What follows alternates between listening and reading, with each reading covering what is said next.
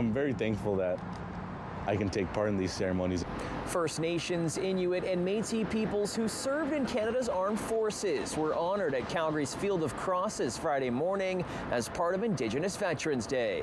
I'm very thankful that I can take part in these ceremonies and remembering all these veterans and all these soldiers and all these young men who went to war and risked their lives. Calgary's Field of Crosses remembers over 3,500 Southern Albertans who made the ultimate sacrifice, some of which were Indigenous veterans from World War I and II.